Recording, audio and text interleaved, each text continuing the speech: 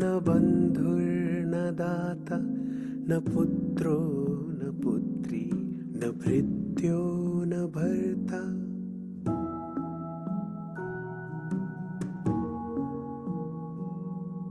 न तातो न माता न बन्धुर्न दाता न पुत्रो न पुत्री न भृत्यो न भर्ता न छाया न विद्या न वृत्तिर्ममैव गतिस्त्वं गतिस्त्वं त्वमेका भवानि गतिस्त्वं गतिस्त्वं त्वमेका भवानि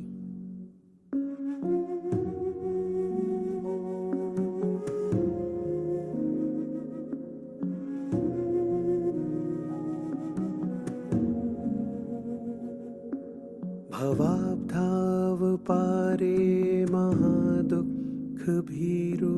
प्रपन्नः प्रकामी प्रलोभी प्रमत्तः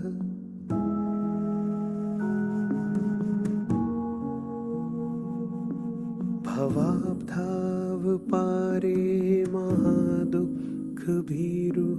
प्रपन्नः प्रकामी प्रलोभी प्रमत्तः कुसंसारपाशप्रबद्धः सदाहं गतिस्त्वं गतिस्त्वं त्वमेका भवानि गतिस्त्वं गतिस्त्वं त्वमेका भवानि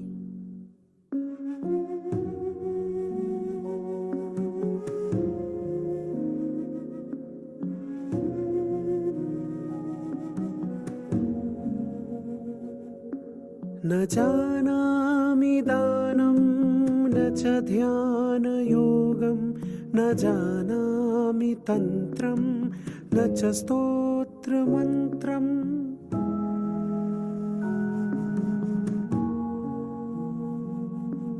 न जानामि दानं न च ध्यानयोगं न जानामि तन्त्रं न च स्तोत्रमन्त्रं न जानामि पूजां न च न्यासयोगं गतिस्त्वं गतिस्त्वं त्वमेका भवानि गतिस्त्वं गतिस्त्वं त्वमेका भवानि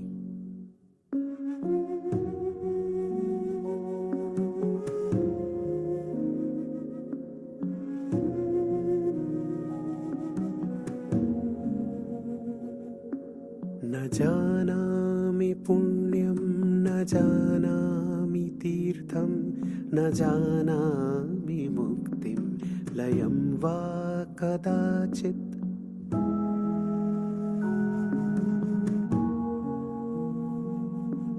न जानामि पुण्यं न जानामि तीर्थं न जानामि मुक्तिं लयं वा कदाचित् न जानामि भक्तिं व्रतं वापि मातर्गतिस्त्वं गतिस्त्वं त्वमेका भवानि गतिस्त्वं गतिस्त्वं त्वमेका भवानि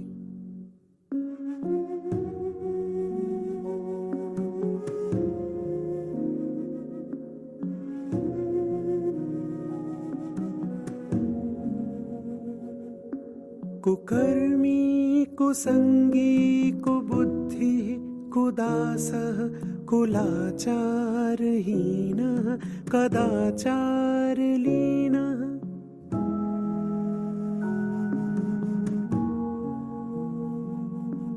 कुकर्मी कुसंगी कुबुद्धिः कुदासः कुलाचारहीनः कदाचारलीनः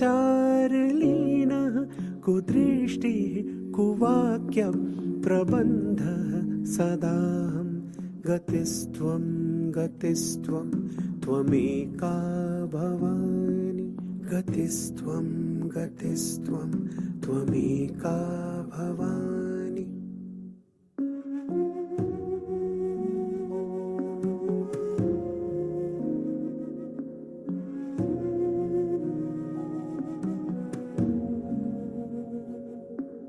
व्रजेशं रमेशं महेशं सुरेशं दिनेशं निशीथेश्वरं वा कदाचित्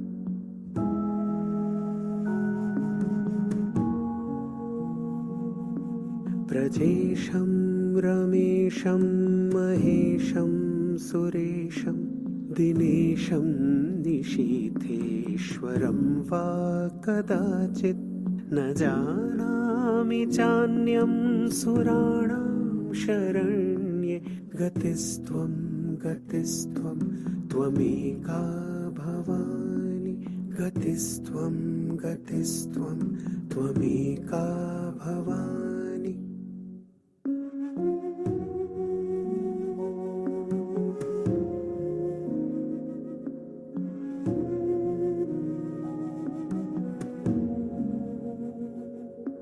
विवादे विषादे प्रमादे प्रवासे जले वानले पर्वते शत्रुमध्ये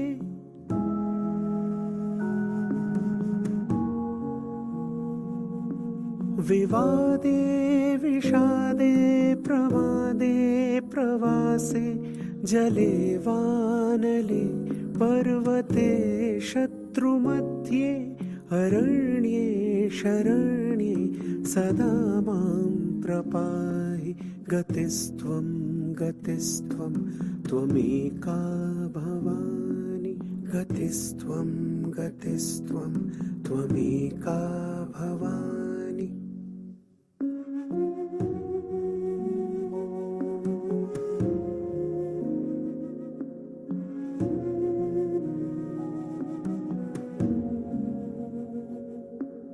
अनाथो दरिद्रो जरारोगयुक्तो महाक्षीणदीन सदा जाड्यवक्त्रः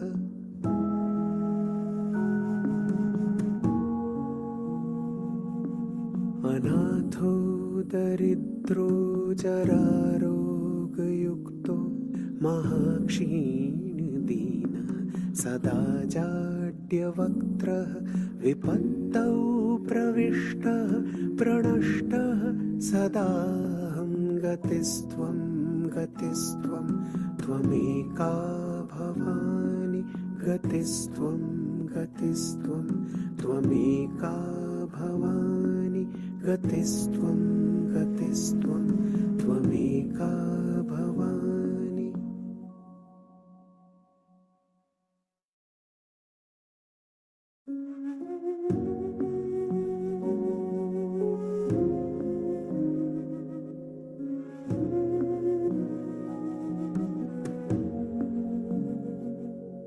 न तातो न माता न बन्धुर्न दाता न पुत्रो न पुत्री न भृत्यो न भर्ता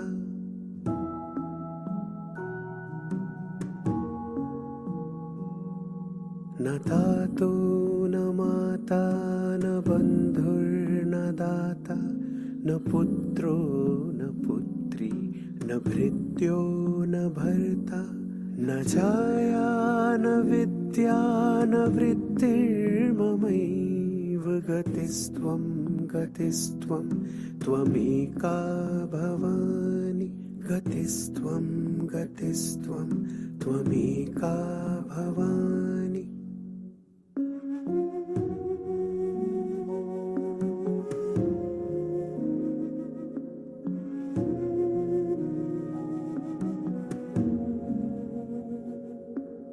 भवाब्धाव पारे महादुःखभीरुः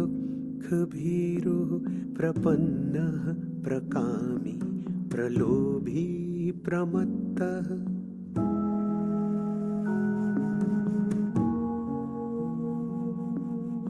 भवाब्धाव पारे महादुःखभीरुः प्रपन्नः प्रकामी प्रलोभी प्रमत्तः कुसंसारपाशप्रबद्धः सदाहं गतिस्त्वं गतिस्त्वं त्वमेका भवानि गतिस्त्वं गतिस्त्वं त्वमेका भवानि।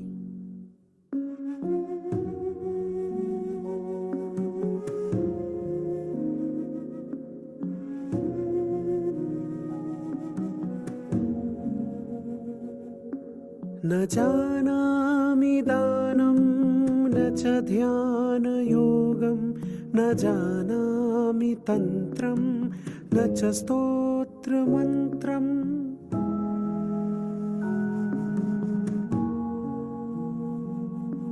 न जानामि दानं न च ध्यानयोगं न जानामि तन्त्रं न च स्तोत्रमन्त्रं न जानामि पूजां न च न्यासयोगं। गतिस्त्वं गतिस्त्वं त्वमेका भवानि। गतिस्त्वं गतिस्त्वं त्वमेका भवानि।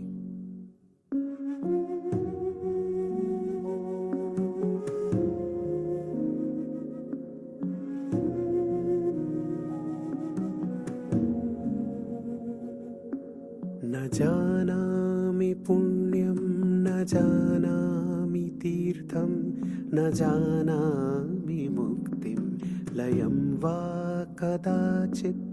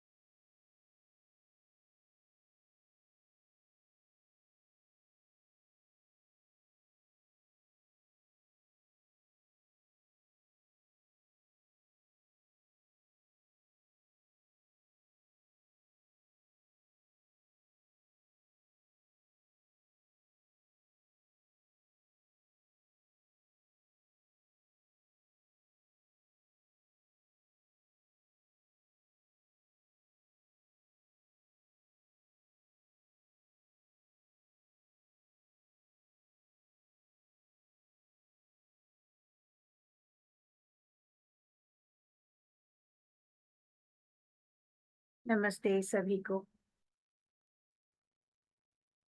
आज हमारे विशेष शक्ति स्वरूपा का तीसरा दिन है।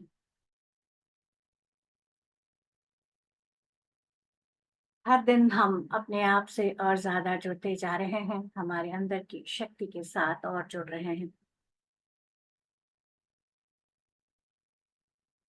ये शक्ति अपने आप से हमें अपने आप को जोड़ने के लिए, अपने अंदर की ऊर्जा को रेज करने के लिए है। हम ही वही शक्ति हैं, उसको रियलाइज करने के लिए है। पूरी तरह अपने आप को जानने के लिए है। हमारी कथाओं में, हमारी कहानियों में, पुराणों में, सप्तशती दुर्गा में तरह तरह से हमें बताया गया है कि क्या चल रहा होता है हमारे अंदर और हम कैसे अपने अंदर की उस दिव्य शक्ति को जागृत करें। तो जैसे पार्वती माँ की कथा के साथ कुछ यूँ कि हम लोग धरती में ही हम जन्मे हैं, क्या-क्या दिक्कतें आती हैं, क्या कुछ होता है और उस होने से हम कैसे अपने आप को रियलाइज़ कर पाते हैं, अपनी सच्चाई को रियलाइज़ कर पाते हैं, अपने आप को हम जान पाते हैं। तो ये पूरी यात्रा नवरात्रि की 9 दिनों की इसी बात की है कि कहाँ हम अपने आप को बस बिल्कुल तमस में, अंधकार में जैसे पूरी तरह से झोंके हुए या उसमें से बाहर निकलना, ये तमस हमारी 3 डायमेंशनल रियलिटी में बहुत ज़्यादा परिमाण में होता है। तमस क्या सिर्फ़ हेवीपन में होता है, ये हेवीपन क्यों हो रहा है? डुअलिटी की वजह से। ये अच्छा है, ये बुरा है, ये ठीक है, ये गलत है, ये सही नहीं है या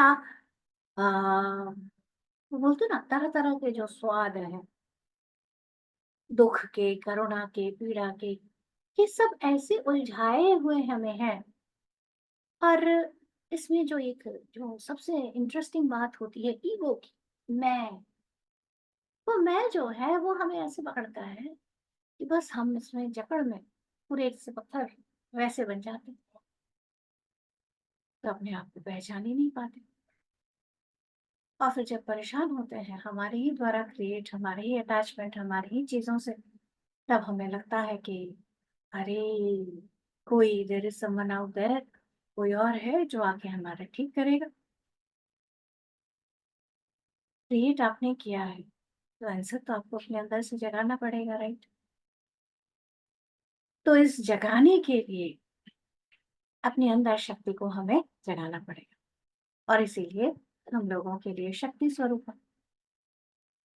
और इस बार विशेष शक्ति स्वरूपा जिसमें धीरेन जी पूरा आपको साथ में गाइड भी करते जा रहे हैं पूरी तरह से कैसे आप उपवास को करें और उपवास के साथ साथ अपने आप को ध्यान के साथ जोड़ते जाएं अपने अंदर जो ऊर्जा बढ़ती जा रही है उसके बारे में भी जानते जाएं। तो चलते हैं आज की यात्रा में। तो आज का है तृतीया।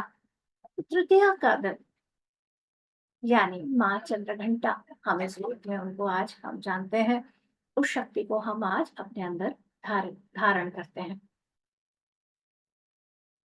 अब हम लोग डे 1 से जानते आ रहे हैं कि कैसे वही शक्ति की जो जर्नी है वो चल रही है। शैलपुत्री के रूप में उनका जन्म धरती में होता है और फिर वो डे 2 में अपने आप को ब्रह्मचारिणी अपने ट्रू सेल्फ को मैं कौन हूँ क्योंकि स्वाधिष्ठान में हम स्व को पहचान करते हैं और मैं जो हूँ मैं उसमें स्थित हूँ।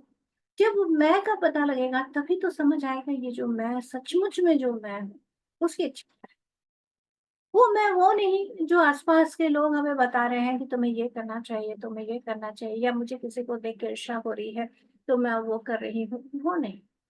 अंदर से जो प्रेरित कर रहा है आमतौर पर ये ईर्ष्या और ये सारी जो चीज़ें हैं, ये मोस्टली जब हम लोग बिल्कुल अंधेरे में हो जाते हैं, बिल्कुल समझ नहीं आता है, तो हम लोगों को कई बार थोड़ा उकसाने के लिए ये सब काम करते हैं। पर एक्चुअल में ये हम अपने अंदर जागृत कर सकते हैं, जैसे कल हमने जाना ब्रह्मचारिणी जी के रूप में। यानी जो ब्रह्म में चरण करती हैं या ब्रह्म का आचरण करती हैं, ये दोनों ही बातों का जो पालन कर रही हैं, वही है ब्रह्मचारिणी। और ऐसी स्थिति में हम अपने आप को जान पाते हैं, उस शक्ति में आ पाते हैं। तो आज का जो दिन है, वो है चंद्र घंटा, डे 3 चंद्र घंटा। हम साथ-साथ चक्रों का भी ज़िक्र कर रहे हैं, क्योंकि उनमें हमारी चेतना जो है वो भी नीचे से जैसे मूलाधार से ऊपर, ऊपर, ऊपर, ऊपर वो भी उठ रही है। हुँ? तो कैसे अपनी इनसिक्योरिटी से हम ऊपर उठ के अपने बारे में जान रहे हैं, स्वाधिष्ठान। अब उससे ऊपर आ रहे हैं मणिपुर में। मणिपुर शब्द का मतलब है जो मणि यानी चमक, मणि की चमक जैसे। वो क्या है मणि? कौन-सा मणि है? कहाँ से आएगा? हम लोग ऐसे सब सोचते हैं। पर वो मणि है हमारे अंदर का ओज और तेज। अपनी जब हम अपने आप को जानते हैं, तब हम सच्चे अपने प्रकाश से प्रकाशित होने लगते हैं। जब तक नहीं हम जानते तब तक क्या होगा?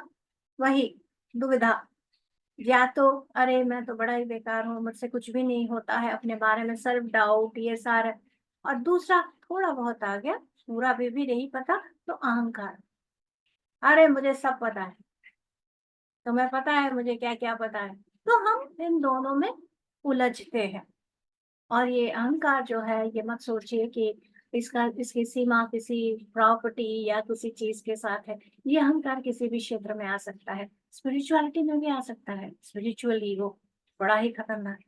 पत्री सर कहते हैं ये सबसे खतरनाक है, क्योंकि ये आशा की जाती है कि जब आप स्पिरिचुअलिटी में आए हो, स्पिरिचुअलिटी यानी स्पिरिट आत्मा के बारे में आपको ज्ञान हो रहा है, उस ज्ञान के बाद भी अगर आपके अंदर ईगो है, तो बड़ा ही खतरा है भाई। कि आप जान गए कि मैं शरीर नहीं, मैं आत्मा हूँ, फिर किस बात का अहंकार? बाकी सब भी तो वही है, सबसे सीखने अनुभव लेने हम आए हैं।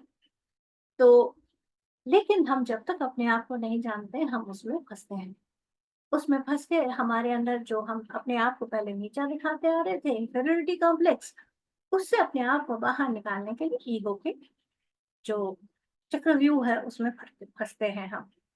लेकिन अगर हमने अपने आप को जाना, अपने स्व को जाना, तब हम अपने चमक से एकदम जैसे सूर्य चमकता है, मणि हमारी चमकती है, बिल्कुल हम ऐसे ही चमकने लग जाते हैं।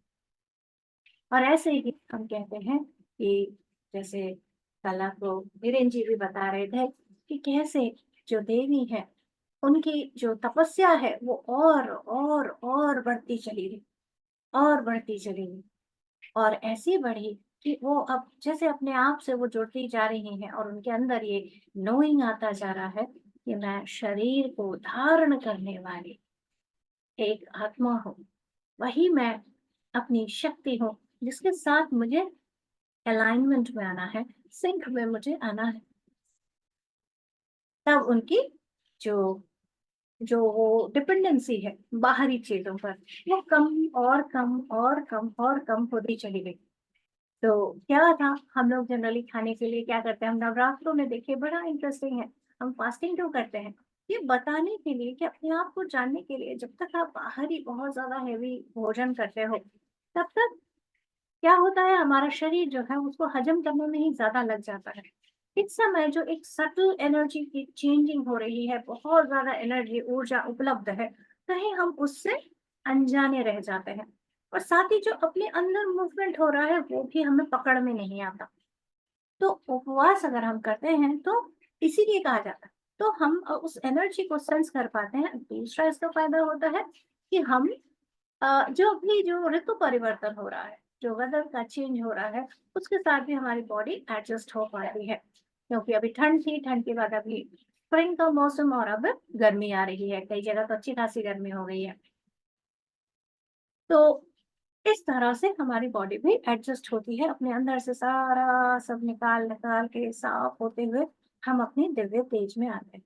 बात हो रही थी हमारी देवी पार्वती की, जो ब्रह्मचारिणी में ब्रह्म का आचरण करते हुए अपने आप को जान रही है, पूरे ब्रह्म का आचरण कर रही है, ध्यान में, गहरे ध्यान में उतरती जा रही है। अपने बारे में, पूरे ब्रह्मांड के बारे में उनका ज्ञान बढ़ता चला जा रहा है। ऐसा करते हुए वो क्या कर रही है, अपने आप को वो और फाइनर और फाइनर और फाइनर करती जा रही है। और एक स्थिति ऐसी आती है जहां हम कहते हैं अपर्णा। अपर्ण मतलब पत्ते, अपर्णा यानी पत्ते तक वो नहीं ले रही, तो सिर्फ जल पर उनकी स्थिति आ गई है, और सांस के साथ। अब जब इतनी ऊर्जा तेज में आप आ जाते हो, तब आप ही के अंदर से वो ओज कांति पूरा जैसे वाइब्रेट होने लगता है। तो उनके अंदर से कैसी कांति है? चंद्रमा के समान, चंद्रमा के समान बहुत ही शांति भरी ऊर्जा। और अब ऐसा कहा जाता है कि चंद्र घंटा जी की ऊर्जा में वो शांति कांति तो है ही, साथ ही जैसे घंटा निनाद की तरह। घंटा निनाद में एक और बात बताती हूँ मैं आपको। अगर मान लीजिए आप किसी मंदिर में एंटर करते हैं, स्पेशली आजकल में भी है और पुराने तो जो मंदिर होते थे उनमें बहुत बड़े-बड़े घंटा लगाया जाता था। तो ये जो घंटा है, आप कभी घंटा हम लोग क्या उसका नियम क्या है कि घंटे के ऊपर आप ऐसे अ, उसको आप हिट करो, हिट करके उसके नीचे आप खड़े हो जाओ कुछ सेकंड्स के लिए, उसके बाद आप जाओ। This is called sound bath. आजकल के हमारे मॉडर्न समय में हम उसको साउंड बाथ कहते हैं। तो क्या हो रहा है कि जब आप इस तरह से आप पूरा ऐसे बजा के आप जब उसके नीचे खड़े होते हो, तो क्या करता है ये जो साउंड का वाइब्रेशन जो रिंग, रिंग, रिंग, रिंग करता हुआ जो आ रहा है आवाज़, ये क्या करता है हमारे ऑरा में हमने अगर कुछ सोचा है, कुछ अभी भी हमारे डाउट्स हैं, तो जैसे उसको वाइब्रेट करता हुआ निकालता चला जाता है। जब ऐसा होता है तो आपने देखा है कि आप तब उस मोमेंट में आ जाते हैं। उसके पहले से सोच रहे होगे ये करूँगा, वो करूँगा, फलाना होगा, ये होगा। पर जब उस स्थिति में आते हो एक आपका माइंड जो है वो शांत हो जाता है। अगर कुछ चल रहा है उसको भी वो क्लीन कर देता है। यहाँ पर जब हम नाम कह रहे हैं चंद्रघंटा, उसमें क्या हो रहा है कि उनकी जो ऊर्जा है, वो जो ओज है, वो चंद्रमा के समान शीतल है, दिव्य प्रकाशमान है और साथ ही जैसे उनकी जो वाइब्रेशन है, वो अब बहुत दूर तक फैल रही है। कितने दूर तक जाना है? शिव के पास तक जाना है। शिव कहाँ है? शिव परम ध्यान में लीन है। तो इतनी ज़्यादा अंदर से तपश्चर्या की ऊर्जा बढ़ रही है। अपने आप को पहचान कर देखिए, एक बड़ा सुंदर इस पूरे ब्रह्मांड का एक उक्ति है कि जिसको आप ढूँढ रहे हो, वो भी आपको ढूँढ रहा है। ये बहुत सुंदर बात है। ये आत्मा की आवाज़ के साथ होती है।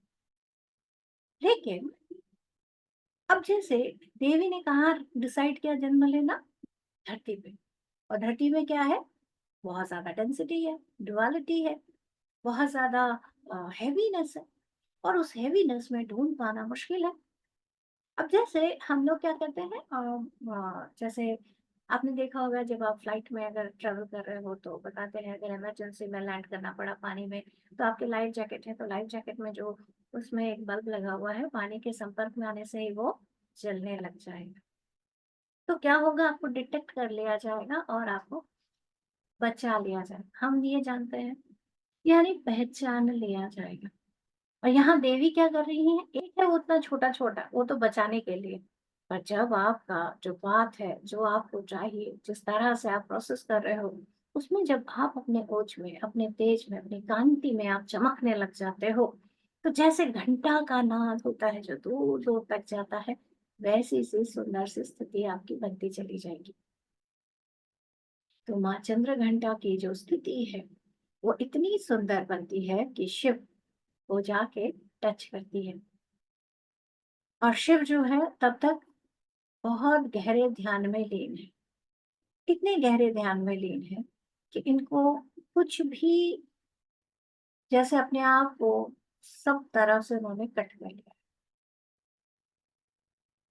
और वो ध्यान करते जा रहे हैं और अपने अंदर के उस दुख के साथ क्योंकि स्त्री तत्व हट गया है पूरा। अब जब देवी की ऐसी शांति भरी एनर्जी जाके उनको टच करती है तो शिव जो है उसके पहले हमारे जो काम कामदेव जी जो हैं, उन्होंने भी उनको थोड़ा-सा टच किया होता है, अपनी कामना से इच्छाएँ उनकी जागृत क्योंकि उन्होंने अपने आप को इच्छाओं को सब बंद करके रख दिया था। तो कामदेव यानी क्या हो रहा है, हम जब बहुत हर्ट होते हैं, जैसे इसके भी पीछे है, हम जब बहुत हर्ट होते हैं, तो हम एक्चुअल में जो है हमारी क्या इच्छा है, हम जैसे उसको एकदम बंद कर देते हैं। तो वो जब इच्छा जागती है, क्या हो रहा है, कह रहे कामदेव जैसे तीर मार रहा है। कहाँ मार रहा है? हृदय पे मार रहा है। क्या हो रहा है यानी अभी इच्छा दिल में है, मुझे चाहिए, मेरी मेरी शक्ति, मेरे अंदर की जो स्त्री तत्व है मुझसे दूर है, मुझे वो चाहिए। लेकिन उन सबको बंद करके हम ध्यान में बैठ जाते हैं। आप लोगों में से कितनों को ऐसे हुआ है जो कहते ध्यान कर रहे थे, ध्यान शुरू किया था तब तो हमारा बहुत कुछ अच्छा हो रहा था, पर अचानक उसके बाद ध्यान करते हुए हमें ना बड़ी सारी दिक्कतें सामने आने लगी। पहले ठीक हो गई थी, अभी कैसे हो गई? तो मुझे बड़ा मज़ा आता है, मैं कहती हूँ वेरी गुड। क्योंकि जो बहुत दबी हुई थी, जिसके ऊपर आपने पता नहीं कितने सारे लेयर्स बाँध दिए थे, वो लेयर हट गए हैं। तो कामदेव यानी एक तरह से शिव जी के अंदर जो इच्छा है, उसको जैसे वो जागृत कर रहे हैं। आपके हृदय में है ये बात। आप इससे बचकर स्पिरिचुअल बाईपास नहीं कर सकते। बहुत बारीक सी ये बातें हैं। हम सोचते हैं देवता है तो भई हम उसमें भी बड़ा ऐसे सोचते हैं। हम कैसे हम देखते हैं फिर शिव जी क्या करते हैं? कामदेव को भस्म कर देते हैं। पहले रुकते हैं फिर भस्म कर देते हैं। यानी नहीं चाहिए मुझे, कोई इच्छा मुझे बांध नहीं सकती। लेकिन इफेक्ट तो है। अगर सीड नहीं तो इफेक्ट भी नहीं। सीड तो है। अब बाहर को दोष कितने देर तक रहोगे? आपके अंदर तो है। तो अब वो ध्यान से बाहर। भाई अब एक ध्यानी, सच्चा ध्यानी जो है वो अवेयरनेस में होता है। अवेयरनेस में आके क्या पता लगा? नहीं, मैं उस पर क्यों क्रोध कर रहा हूँ? मैं इच्छा पर क्यों क्रोध कर रहा हूँ? मेरे अंदर तो है। और जब है तब उठूं और फाइंड आउट करो हो क्या रहा है। ये मेरे पास ये शीतल वाइब्रेशंस कहाँ से आ रही हैं? इतनी सुंदर मनभावनी जैसे वाइब्रेशंस जो घंटानाद की तरह शांति देती है, ये कहाँ से आ रहा है? तो जब हमारे अंदर की इच्छा उसके अकॉर्डिंग सर्च, तो जिनको पाने के लिए, जिस स्थिति में आने के लिए देवी अपने अंदर जागृत कर रही हैं, ध्यान कर रही हैं, तो वो पास में आते हैं। अब शिव के लिए हम लोग क्या कहते हैं कि शिव जो है पहले टेस्ट करते हैं कि ये देवी जो है वाकई में तैयार है कि नहीं, क्योंकि उनका एक्सपीरियंस क्या है, पास्ट का एक्सपीरियंस क्या है? सती के रूप में धड़ाधम कोई भी डिसीजन ले लिया, शिव के साथ डिस्कस नहीं किया और बहुत बड़ा हर्ट शिव को हो गया। क्योंकि एक बैलेंस थी, एक पूरे ब्रह्मांड का एक बैलेंस था, वो बैलेंस बिगड़ा। तो इसीलिए वो टेस्ट कर रहे हैं कि सचमुच तब के पकी है क्या, तैयार अंदर से तैयारी हुई है क्या। तो इसीलिए वो राइट। तो हम लोग बात कर रहे थे कि हमारी जो देवी है, जो शिव की एनर्जी, वो आके चेक कर रही है कि देवी जो है, वो शक्ति जो है, वो वाकई में तैयार है क्या? क्योंकि ऐसे हड़म से दड़म से कोई डिसीजन तो नहीं हो रहा। तो इसके लिए फिर वो आके उनसे बोलते हैं। अब जो देवी है, उन्होंने सच में बहुत तप किया है और उनको अपने अंदर कोई डाउट नहीं है। अब जैसे ये कुछ ऐसे भी है कि जैसे मान लीजिए आपके अंदर से एक गाइडेंस आ रहा है, मुझे ऐसा करना चाहिए। अब कैसे पता चला कि वो आपके आत्मा का है? आपको कोई आके बोले, अरे सुन, ऐसे नहीं, इस वाला काम कर, इसमें ज्यादा फायदा है। उसमें जो है उसमें लोग तुझे बड़ा सराहेंगे। ये करेगी तो लोग जो है वो आपको सराखों पर उठाएंगे। इसमें ये है, उसमें वो है। तरह तरह की हमारे पास भ्रांतियां आती है। ये भ्रांतियां किस बेसिस पर आती हैं? हमारे ईगो के ऊपर जो थोड़ा वो कर रहा होता है। तो शिव हम कहानी में क्या सुनते हैं, देखिए कैसे कैसे इंटरेस्टिंग बातें हैं। शिव आके कहते हैं, क्या तुम उस बूढ़े शिव से शादी कर रहे हो? तुम इतनी सुंदर प्यारी सी हो और वो कहाँ अपना वो भस्म लगा कर बैठा रहता है और अपने आप में मस्त रहता है। तुम इतनी सुंदर, इतनी नकमसिन प्यारी सी हो, तुम किसी और को चुन लो। चेक। क्या कि अंदर से सही मायने में जो धरती तत्व का ये भी तमस है, देखिए अभी भी तमस है। तमस लेकिन अभी थोड़ा फाइनर हो गया है, लेकिन अभी भी है। अहंकार, ये तमस का फाइनल भाग है और उसमें अपनी पहचान, मेरी कैसी पहचान होगी, मेरे साथ में मेरा हस्बैंड कैसा दिखना चाहिए, है ना? और वो इस तरह का होना चाहिए, वैसा होना चाहिए, ये भी तो एक अपनी पहचान के बारे में है, अपनी एक ईगो के बारे में है। तो वो वहाँ जाके छिड़ते हैं, वहाँ जाके जब छिड़ते हैं, तो देवी के अंदर अब ध्यान करते हुए कंप्लीट क्लैरिटी है। वो क्या कहती हैं, मुझे तो शिव ही चाहिए। तो कहते हैं तुम क्यों अपने आप को इतनी तुम प्यारी सी हो, इतने तप कर कर अपने आप को क्यों गला रही हो, तपा रही हो? जाओ किसी राजा, इतने बड़े आप एक महाराज की बेटी हो किसी, तो जब वो बार-बार बोलते हैं तो वो गुस्से में आ जाती है। क्योंकि तुम जाते हो या मैं तुम्हें अभी बताऊँ कुछ? तो शिव को अब समझ आ जाता है कि ये अभी अपने अंदर से क्लियर है। तब वो अपने आप को शिव के रूप में सामने लाते हैं, देखने के लिए कि ये पहचानती हैं क्या? क्योंकि पास्ट की मेमोरी है ना, और वो जो इनर नोइंग है, उसे देवी तुरंत पहचानती है।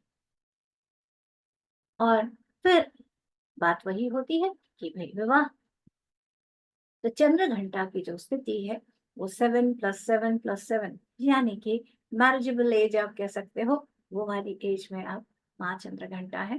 कई बार हम लोग जो हमारी जो स्क्रिप्चर्स हैं उसमें हम ये भी बताते हैं माँ चंद्र घंटा बस एकदम 16 साल के हैं, क्योंकि कुछ एक माइंड में आइडिया यूँ भी बनाया गया होता है कि 16 साल में सबसे सुंदरता जो है वो 16 कलाएँ खुल जाती हैं, ये सब हम लोगों की आइडियाज़ हैं।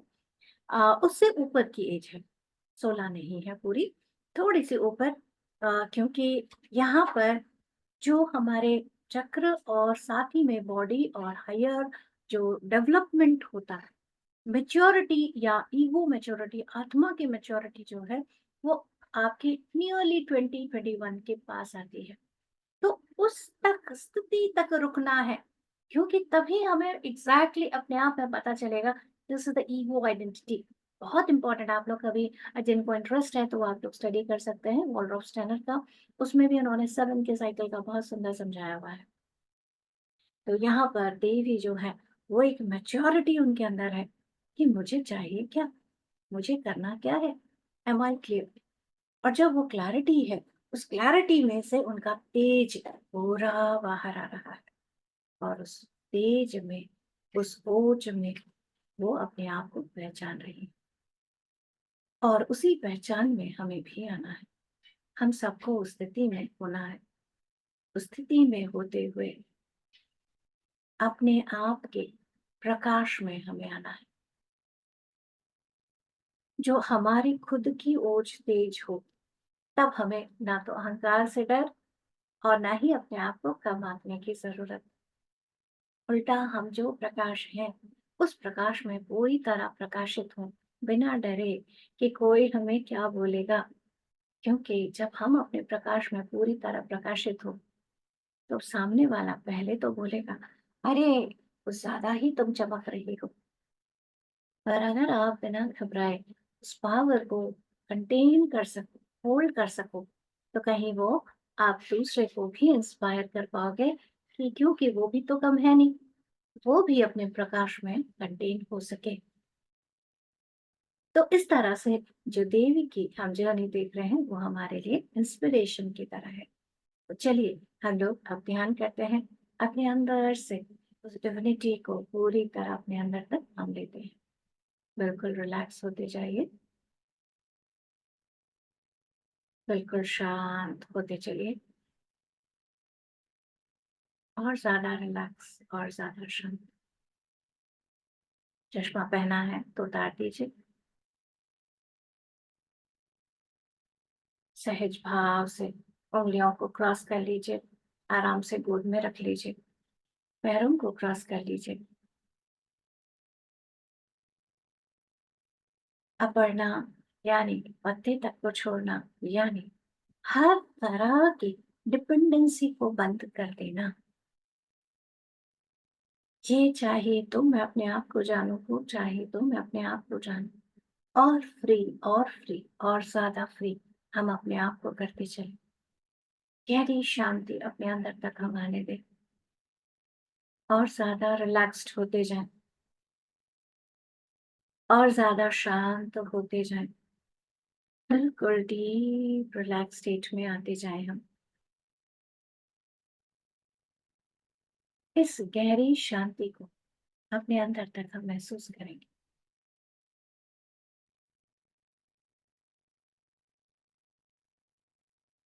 हर सांस के साथ अपने आप को जैसे अपने आप से और ज्यादा और गहराई से जुड़ते जाएंगे।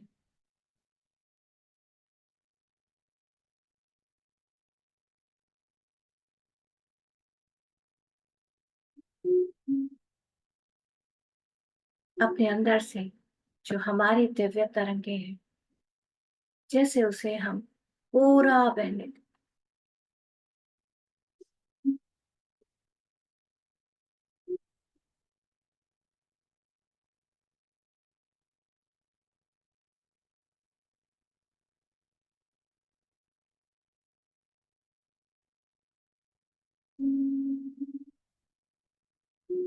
बिल्कुल रिलैक्स्ड होते जाएंगे। हर सोच, हर विचार अपने अंदर से बाहर जाने देंगे।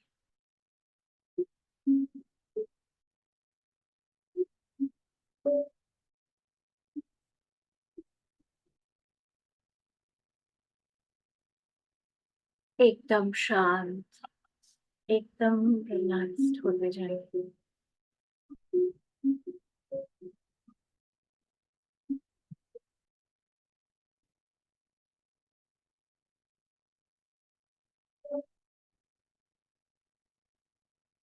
बिल्कुल शांत और रिलैक्स्ड होते जाएंगे।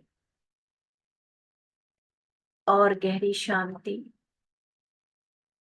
पूरी तरह रिलैक्स्ड और शांत और शांत और शांत होते चलेंगे।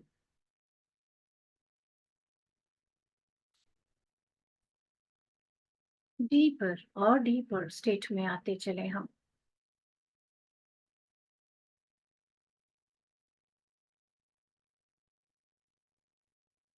पूरी तरह से सहज, शांत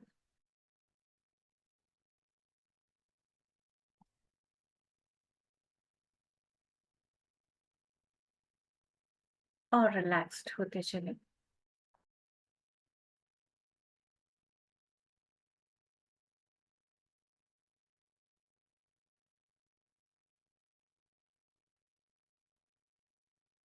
और रिलैक्स्ड और रिलैक्स्ड।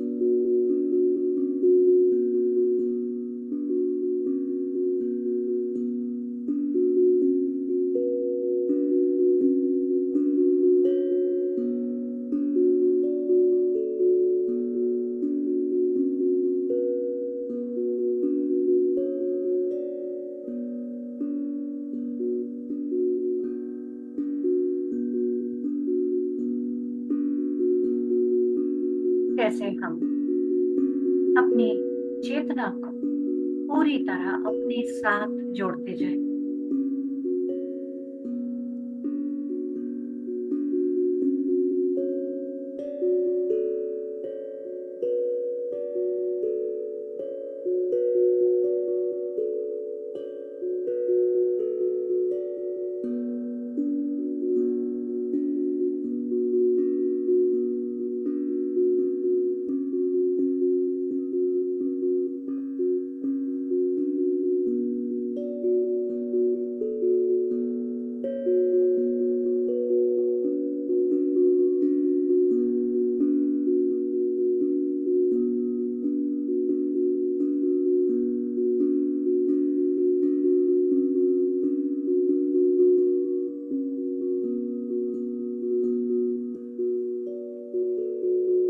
जैसे हर सांस के साथ हम अपने नाभि के पास जुड़ते चले।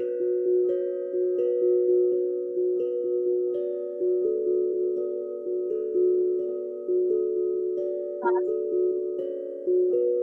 हमारा पेट बाहर की तरफ, सांस छोड़े तो पेट पीछे।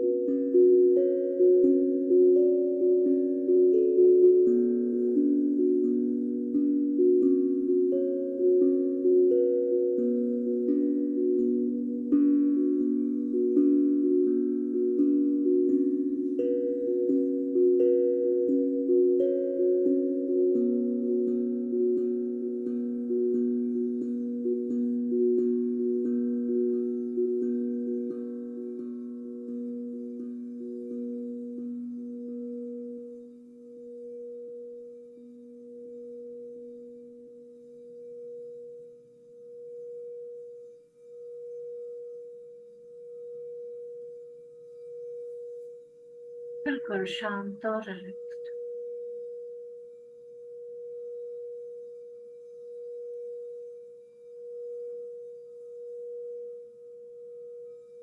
अपने आप से हम और जुड़ते जाएं।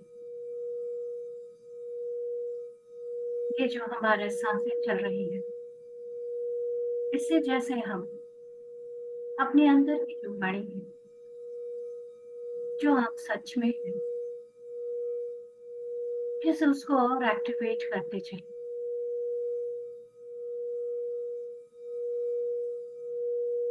हमारे ध्यान की ऊर्जा में,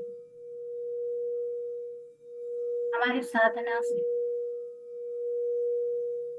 जो तरह तरह की स्मृतियों का उसके ऊपर आवरण है, कवर है, वो हटता चले।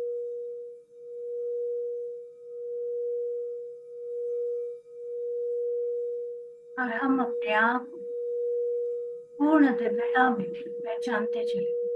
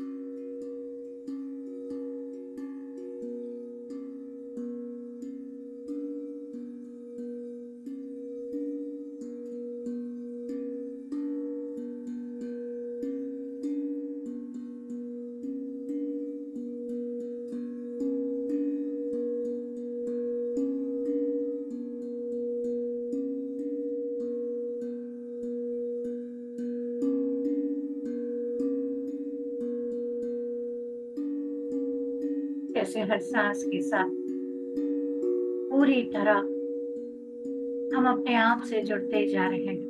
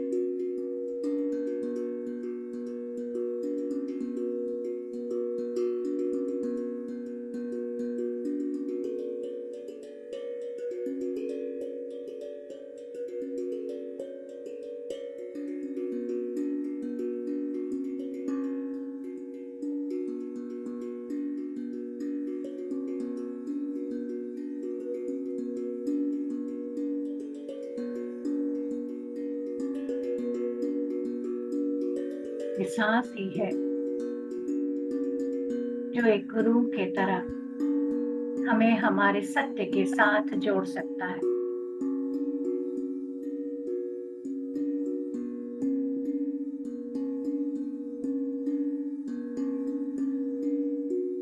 पूरी तरह उन्हें महसूस करें हम।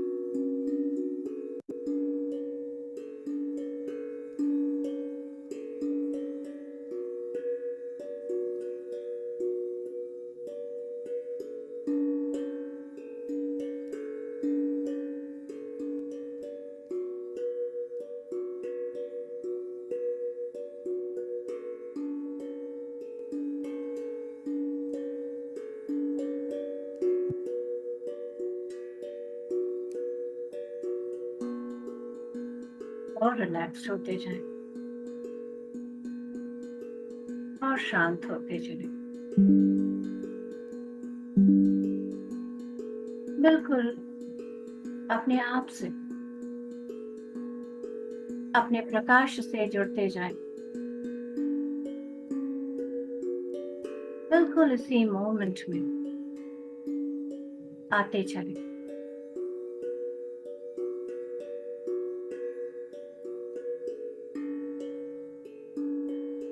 अपनी धरती की पहचान से परे हमारी जो दिव्य पहचान है उसके साथ आज हम जुड़ेंगे।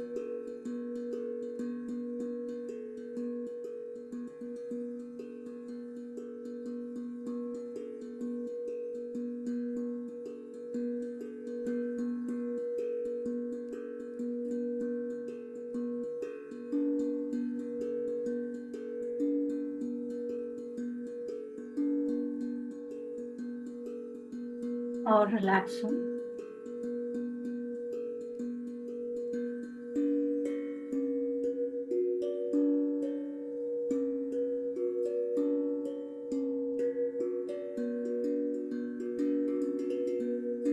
गहरी शांति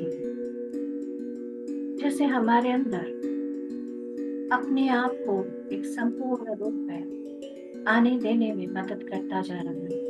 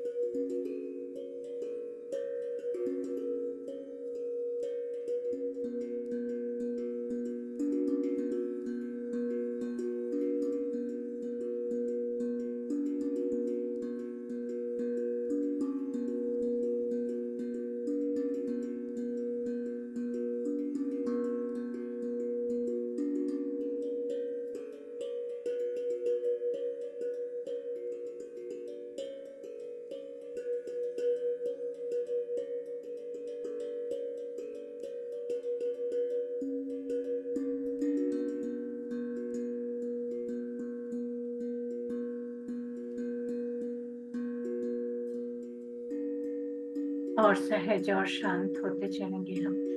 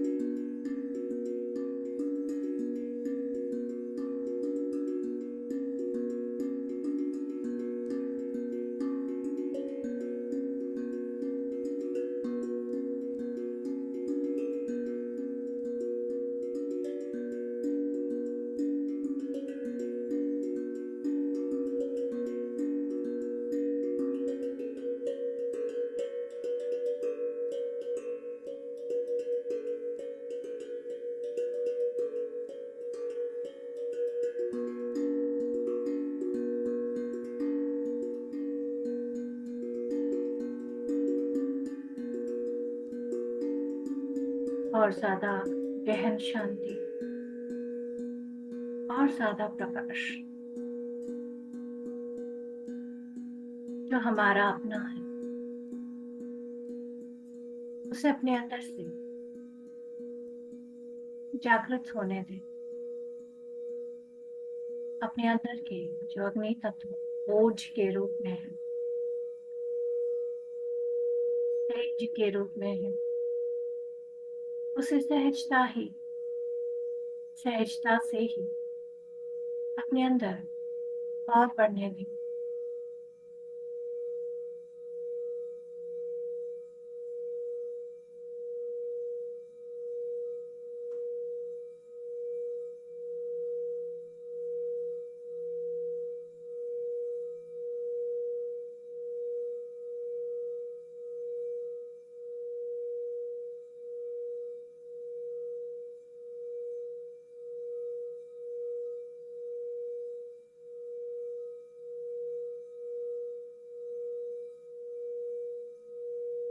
और ज्यादा शांत और ज्यादा रिलैक्स होते जाएंगे।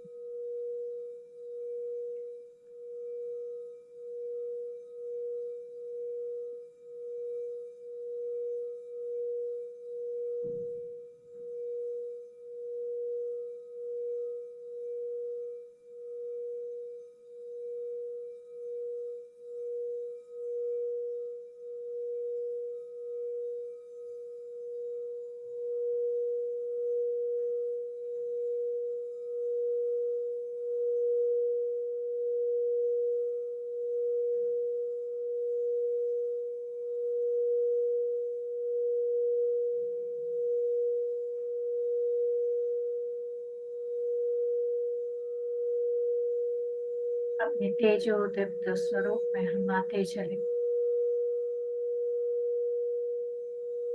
अपने सत्य में हम स्थित होते चले। अपने अंदर की ओज कांति को हम पूरा फैलने देते चले।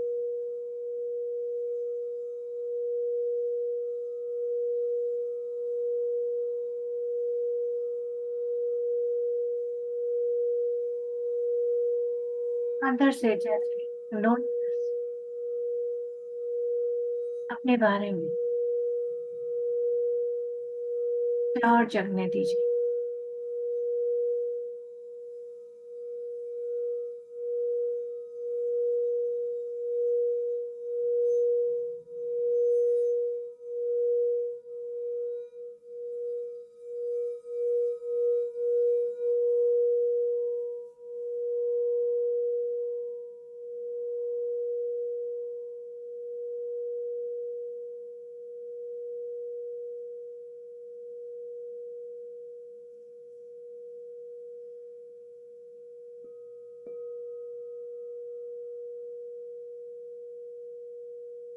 पूरा फील करते चले, महसूस करते चले। अपने आप जब आपके अंदर बस अपनी आत्मा के सत्य के साथ जुड़ने का पूर्ण तैयारी हो,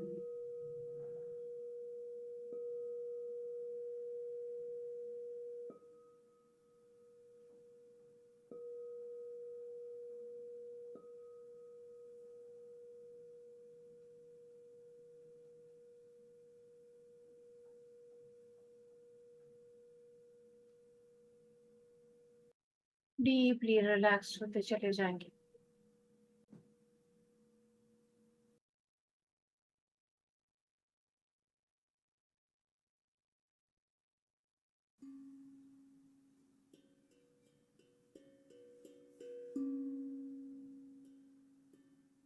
जो आंतरिक प्रकाश है, उस प्रकाश को बाहर कोई कितना भी बुझाने की कोशिश करे, वो बुझ नहीं सकता। आज हमें उसी आंतरिक प्रकाश में आना है। हमारे अपने सत्य के साथ पूर्णतः स्थित होना है, माँ चंद्रघंटा की तरह।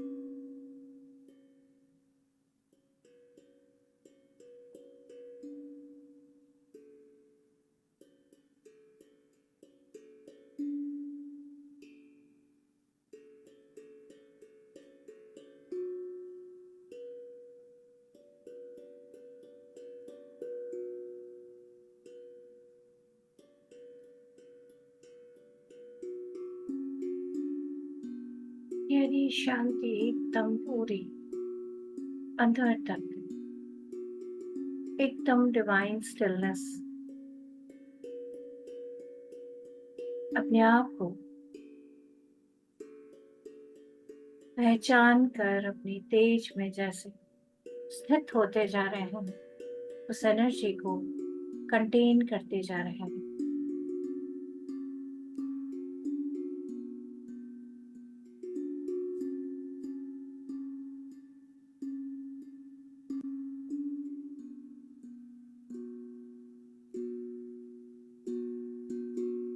और शांत और आराम से होते जाएंगे।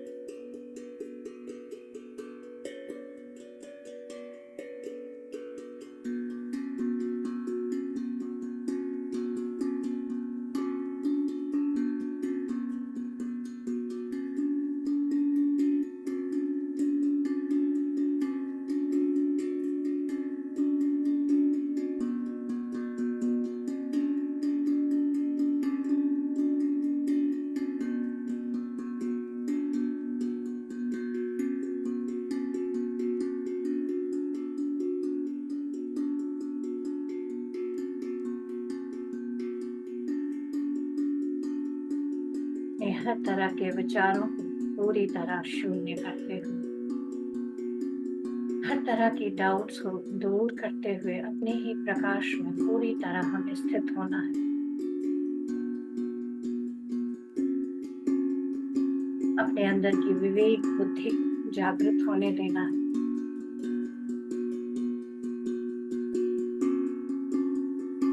अहंकार, मोह, अटैचमेंट्स, एनर्जी से परे अपने सत्य में स्थापित होते चलना है। यही है मैसेज माँ चंद्रघंटा के दिव्य रूप का।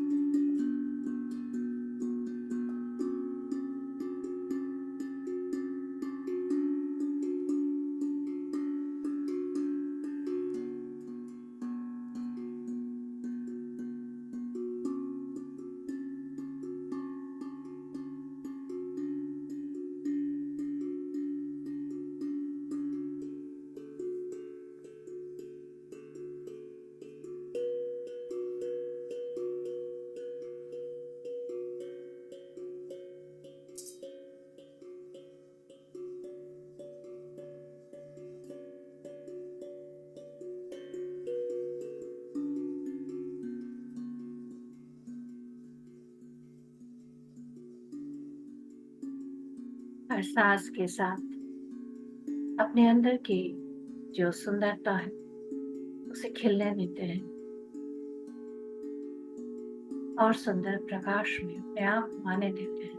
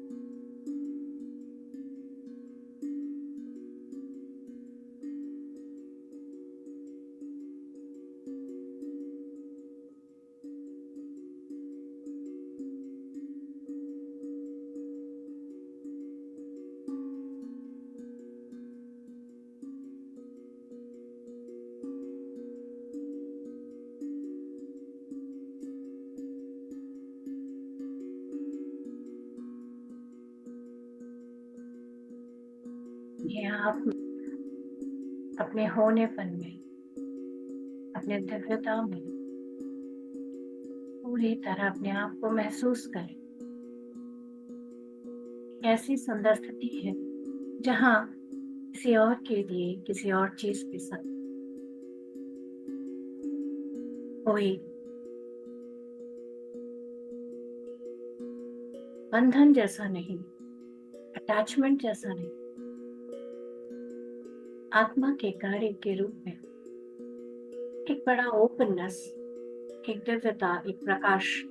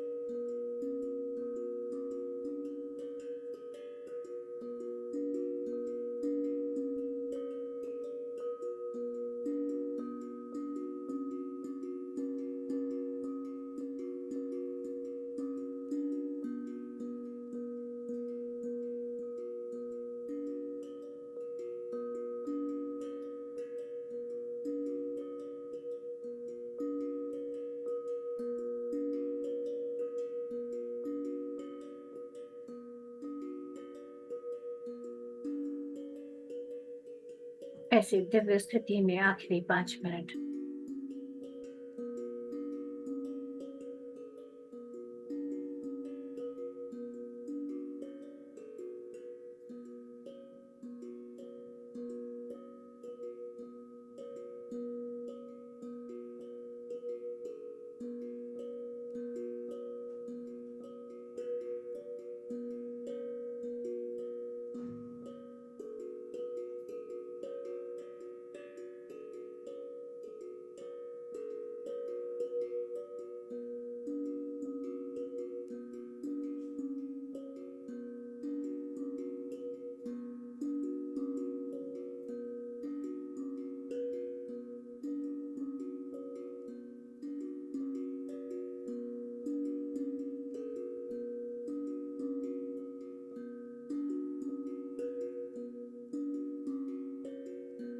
और शांति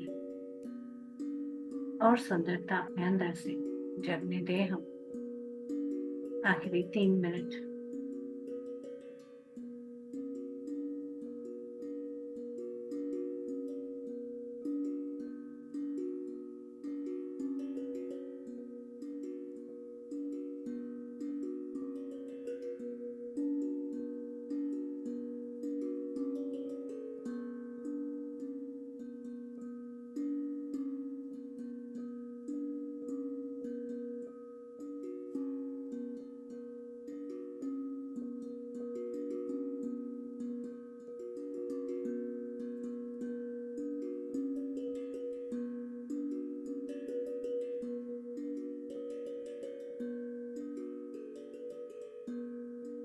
इस सुंदरता में आखिरी 2 मिनट।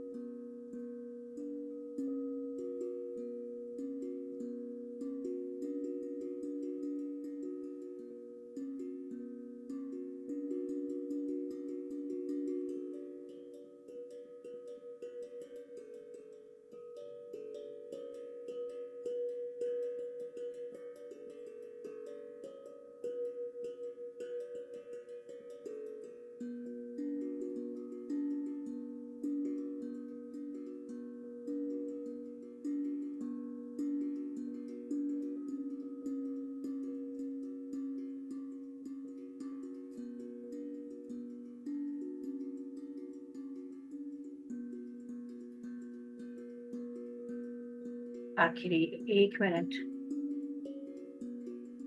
पूरी शांति के साथ अपने साथ होंगे हम। बस अपनी दिव्य प्रकाश के साथ पूरी तरह एक होके रहेंगे हम। मेरी आत्मा की अभिव्यक्ति, उसका कार्य, ये सारा जो हम कर रहे हैं, अपने आप की देखभाल से लेकर, अपने मन की देखभाल से लेकर, जो कुछ भी हम कर रहे हैं, अपने आप को जानने के लिए ही तो है। अपनी आत्मा, अपने तेज को, अपने आप को, अपने उद्देश्य को पहचानने के लिए ही तो है। उसमें पूरी तरह आते चलेंगे।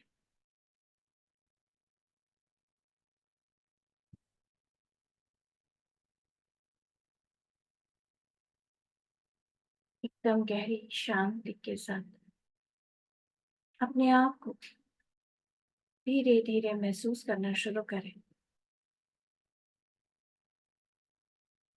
अपने शरीर को महसूस करें, अपने तेज को, अपने ओज को महसूस करें।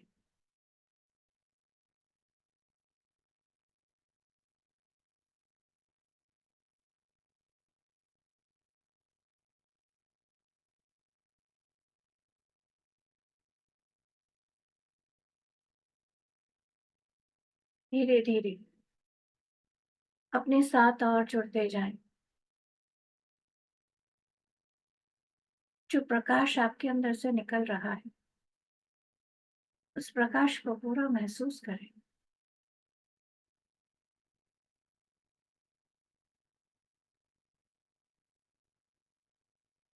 अपनी इच्छाओं से परे अपनी आत्मा से आती हुई आवाज को पूरा अनुभव करें।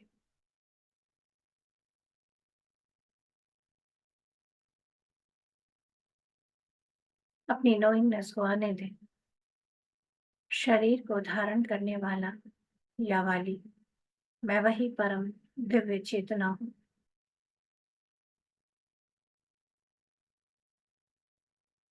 तरह तरह के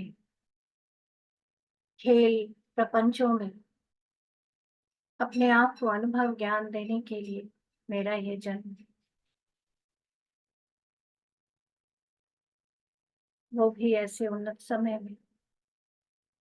मैं इसमें अपने आत्मा की नोइंगनेस में पूर्णतः अपने आप को आने देने की अनुमति देती हूँ, देता हूँ।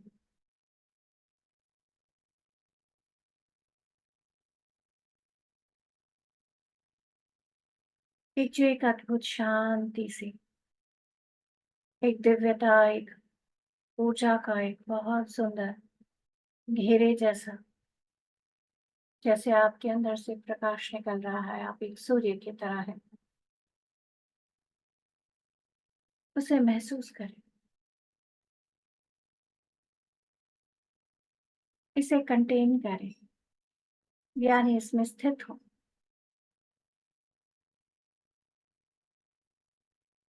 पूरी तरह अवेयरनेस रहे, शरीर की, मन की, बुद्धि की, आत्मा की।